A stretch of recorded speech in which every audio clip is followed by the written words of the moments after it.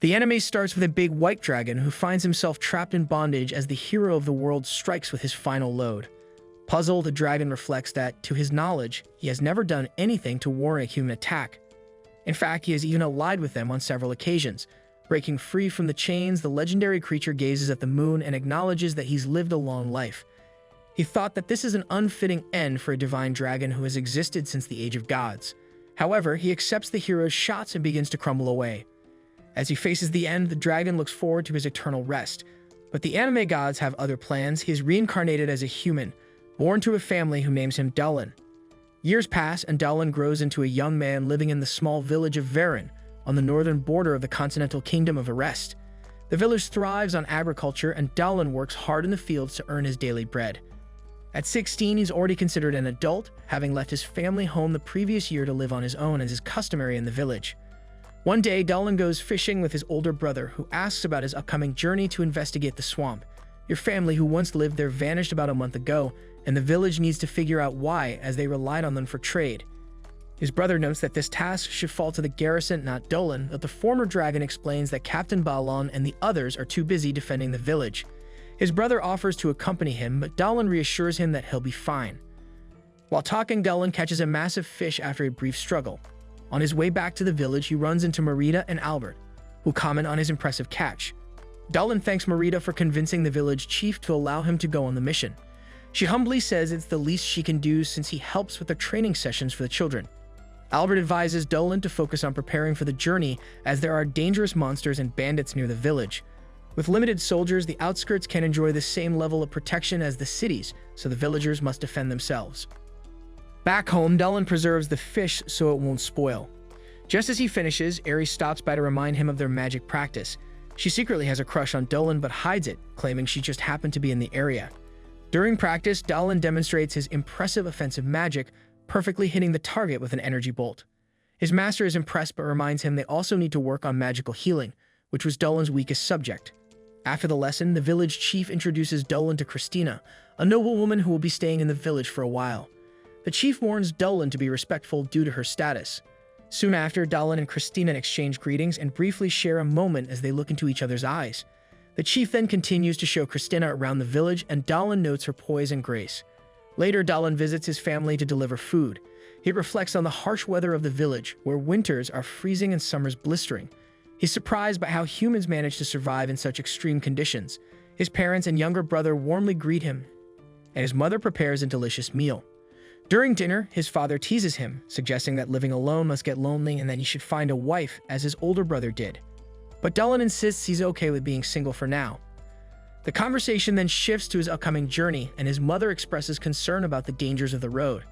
However, Dullin reassures her that he won't take any unnecessary risks and that the trip is purely investigative. Hearing this, his father trusts his son's judgment, believing he can make his own decisions. But the only thing he asks is that Dullin returns home safely to spare his mother any worry. He then promises to come back with a great story to tell. On the morning of his departure, Captain Balon expresses again that the mission should be handled by soldiers, but Marita reminds him that with a high risk of monster attacks, they can't afford to leave the village undefended. Letitia, the village gnome, gives Dullin a simple blessing from their goddess, and his master tells him that her fortune-telling hints at a faint sense of danger, urging him to stay cautious. Airy, blushing, hands Dullin a packed lunch she made for him. With everything in place, Dullin sets off for the swamp. He arrives without incident and surveys the scene. Taking a deep breath, Dullin removes his gloves and touches the swamp's water to sense what's wrong. He soon realizes why the lizard people fled. The earth elemental's power has surged, while the water elementals has weakened. His master's fortune-telling had been right again. But soon, Dullin's attention is drawn to some rustling in the bushes. He draws his sword, knowing that only powerful monsters can survive in the swamp in its current state. However, he is surprised when a baddie named Selena emerges. Selena calls Dullin foolish for coming alone, but he brushes off her remark, noting that it's strange to see demi-humans like her in this area. Despite the danger, he can't help but notice that she is as beautiful as the rumors suggest. Selena seems relieved when Dullin confirms he's alone and tries to charm him with a dance passed down by her mother.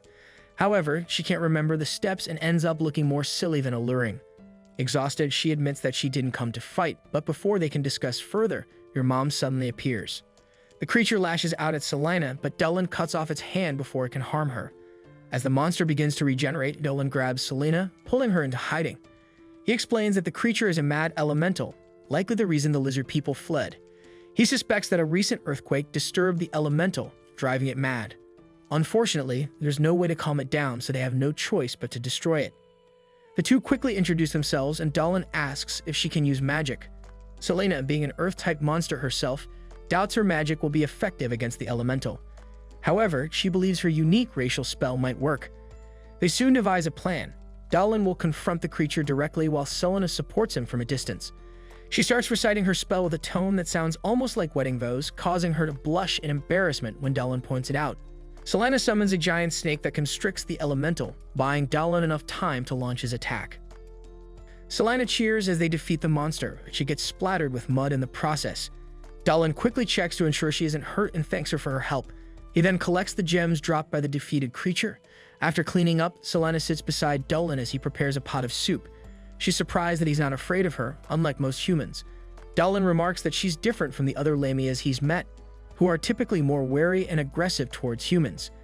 Curious, he asks why she's in the area, as there aren't any Lamia villages nearby. Selena reveals that when Lamias turns 17, they must leave their village to search for a husband, and she is now on that journey herself. Selena explains further, providing some background on her race.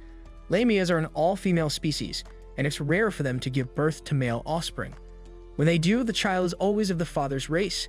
The Lamias originated when a cursed human woman passed her affliction to her female descendants. Due to their partially snake nature, their body fluids contain venom, meaning they must choose husbands with strong, venom-resistant bodies. Dahlin sympathizes with her, acknowledging that it must be harder for Lamias to find partners than it is for other races. Selena shares that her mother also met her father on a journey. He was a human like Dahlin, and she's touched by how well her parents got along. She feels Dahlin is treating her like a child with his kind responses, but he reassures her that's not the case. In fact, he finds her cute, which makes her blush. He serves her a bowl of soup, admitting it's not as good as his mother's cooking, but it's still tasty. Selena takes a bite and is overwhelmed by the meal, praising its rich flavor and aroma. Realizing she's getting overly excited, she stops herself and apologizes. Dahlin smiles, telling her that his mother taught him how to cook. He's glad she likes it, recalling how his family would gather around the pot on cold nights. Selena, noticing the warmth in his voice, comments that it's clear how much he loves his family. Dahlin agrees, reflecting to himself that the lonely dragon he once was is no more. The two spend the night bonding over stories of their families. As dawn breaks, they prepare to part ways. Dahlin shakes Selena's hand and wishes her luck in finding a great husband. He mentions that Lamias are fond of life energy, so he gives her a small amount of his own, only to accidentally overwhelm her with the strength of his draconic energy, causing her to fall. He quickly apologizes, realizing that a dragon's life energy might be too potent for her. Before leaving, Dahlin tells her he's returning to his village, but hopes that one day she'll visit with her future husband. They bid each other farewell and head off to their respective destinations. This then marks the end of today's anime recap. If you enjoyed the video and want more of it, please support the channel by leaving a like and subscribe. Let's help us reach our current goal of 20k subscribers. A few days later, a guard and a villager from the village noticed a woman crossing the bridge towards Varen. The villager remarked how dangerous it was for a young woman to travel alone, but she confidently reassured them that there was no need to worry. She believed that she was stronger than she looked. After all, she was just a simple Lamia. Once they realized she was a snake woman, they both panicked and ran off without looking back, much to Selena's frustration. Meanwhile, back at Dahlin's house, Maguru was teaching Dahlin and Eri the basics of magical medicine. Unlike regular medicine, magical potions were made from ingredients imbued with magic and required extreme care and preparation. Even the smallest mistake could be dangerous or fatal. As she finished explaining this, Dahlin made his first mistake. Maguru chuckled, teasing him about not being very good with delicate tasks. Eri then encouraged Dahlin not to get discouraged, pointing out that he had a sharp eye for medicinal herbs and was wonderful with children. Blushing slightly, she added that he was also quite handsome. Dahlin thanked her for the kind words, but admitted that he struggled with following complex recipes, acknowledging he had a lot to learn. Maguru, finding no issue with Eri's mixture, sent her off to play outside. Eri, however, preferred to stay and help her mother, so she excused herself. During this, Dahlin reflected on his past life as a dragon, where he never needed medicine, which might explain why he wasn't good at handling delicate things. Despite Dahlin's frustration, Maguru reassured him that his offensive magic was exceptional, though magical medicine was still a challenge for him. She reminded him that there were no shortcuts in life and that the obstacles he faced were just steps on his journey to improving. Later that day, Dahlin went to Eri's house for lunch after being invited. Aries' father offered a prayer to Mirol, the goddess of nature, thanking her for her blessings. During this, Dahlin reflected that it had been a long time since he last saw Mirol. After lunch, he realized he had stayed too long and hurried off. On his way, he was stopped by a cowed demi-human woman who asked if today wasn't his training day. Dahlin confirmed he was late for that reason, but the woman offered him fresh milk that came straight from her, which she regularly shared with the villagers, and despite being in a hurry, Dahlin drank it enthusiastically. Eventually, Dahlin reached the training grounds where 3 young boys were practicing the spears under Albert's supervision. He apologized for being late, but Albert smiled and called for a break. The kids excitedly gathered around Dahlin to show off their skills, but Albert told them to come back after the break, disappointing them. Suddenly, Dahlin sensed the presence of a monster nearby.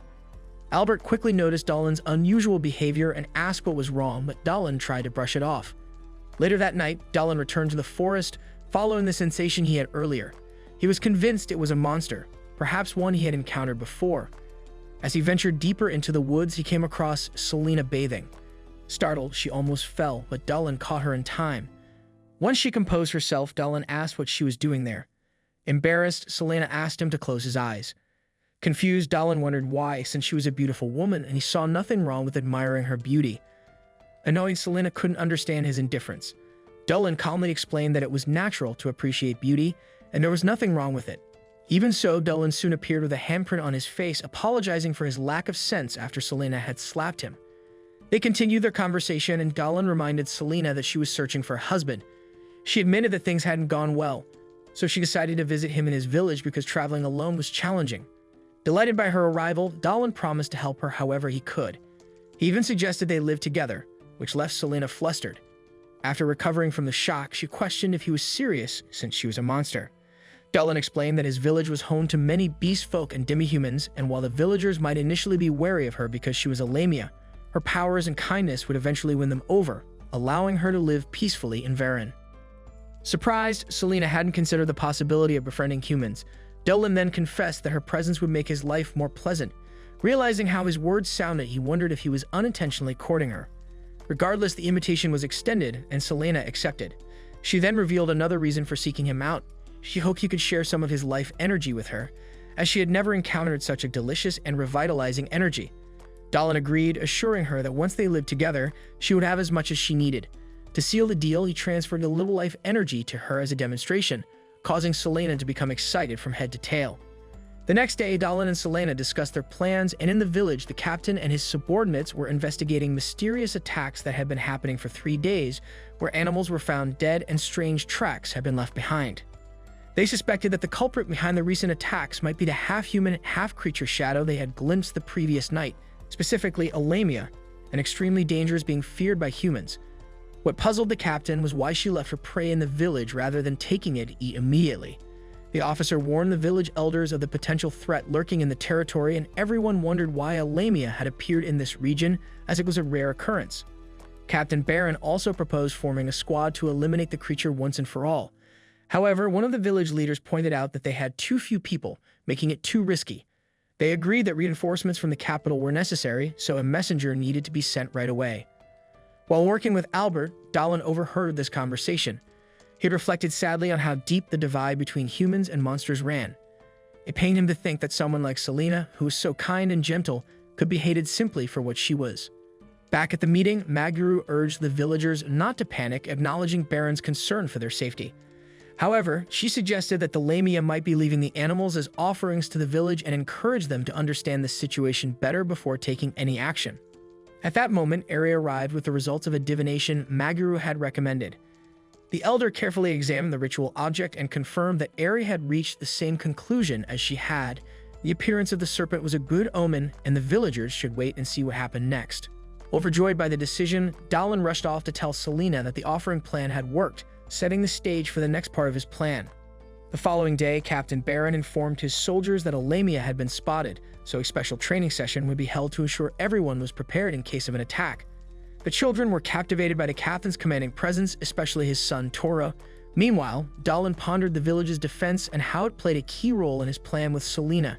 He knew he would need help from key figures like the captain, the lieutenant, and priestess Letitia, who could perform healing miracles and antidotes. However, since Letitia was a messenger of the goddess Miral, Dallin had to ensure she didn't view Selena as a threat, as that would spell disaster for the Lamia. The previous night, Dallin had arranged for Selena to rescue him during training in the burrowing rabbit territory. He would intentionally enter the animal's den and then signal Selena for help. However, things took a different turn when a guard rushed in during training, reporting that your hairy father was approaching. The massive beast soon appeared and raged. Baron then ordered everyone to stay back, as a blow from the bear could be deadly. However, the problem was that Toro was too close to the bear and defenseless. Seeing this, Dallin acted quickly, leaping to protect the boy. At the same time, Selena suddenly appeared, throwing herself in front of Dallin to shield him from the bear's claws. She then cast a spell, commanding the bear to return to the forest, leaving everyone stunned as the beast obediently retreated. Afterward, Selena checked on Toro, asking if he was alright, but Captain Baron remained suspicious of her intentions and threatened her. Dallin defended Selena, explaining that she had saved him and Toro. Another villager, Malad, agreed, but Baron remained wary.